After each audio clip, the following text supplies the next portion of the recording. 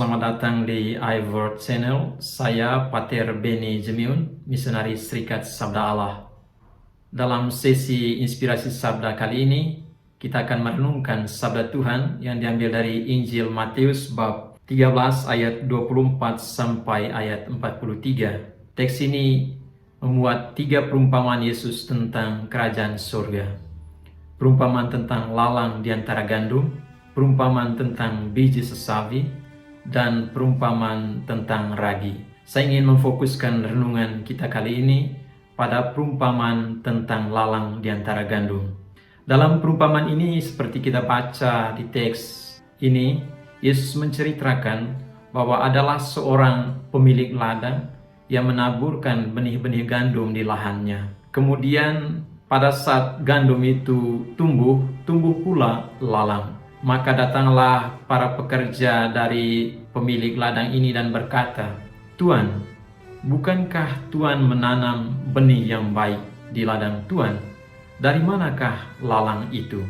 Saudara-saudari, pertanyaan pertama yang diajukan oleh para pekerja ini membawa kita kepada kisah penciptaan langit dan bumi serta segala isinya dalam bab pertama kitab Kejadian. Di sana kita membaca bahwa setelah Tuhan Allah menciptakan segala sesuatu, Dia melihat bahwa semuanya itu baik.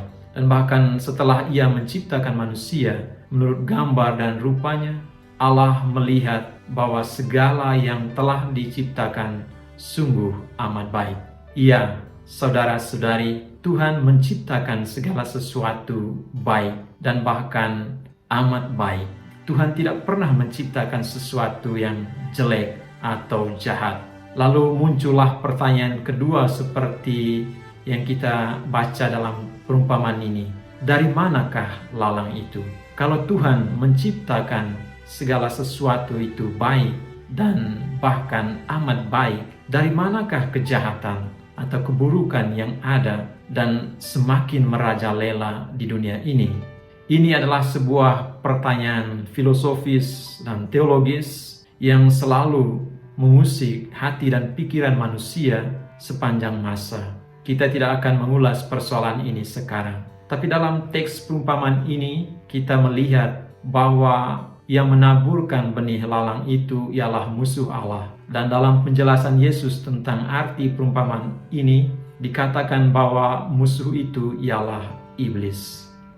Karena tidak senang dengan kehadiran lalang-lalang itu di antara tanaman gandum tuannya, para hamba ini berkata kepada tuannya, "Jadi maukah Tuan supaya kami pergi mencabut lalang itu?" Tapi tuannya berkata, "Jangan, sebab mungkin gandum itu akan tercabut pada waktu kamu mencabut lalang itu. Biarkanlah keduanya tumbuh bersama sampai waktu menuai." Saudara dan saudariku, tentu ada banyak hal yang dapat kita petik dan pelajari dari perumpamaan ini. Saya hanya ingin menggarisbawahi 2 hal ini. Yang pertama ialah bahwa kejahatan atau keburukan itu ada bukan saja di antara kita atau di tengah-tengah kita, tapi dia juga ada dalam hati dan diri kita masing-masing. Kita tidak boleh menyangkal itu. Kita mesti menyadarinya, agar kita lebih hati-hati, biar hidup kita tidak terbawa oleh pengaruh-pengaruhnya yang membawa kita kepada kehancuran.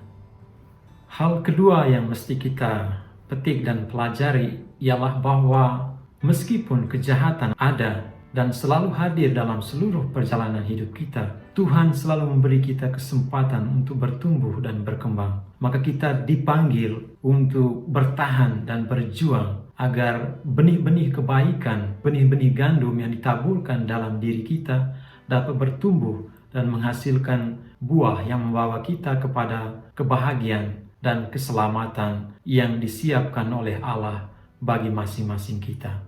Tuhan memberkati saudara-saudari. Amin.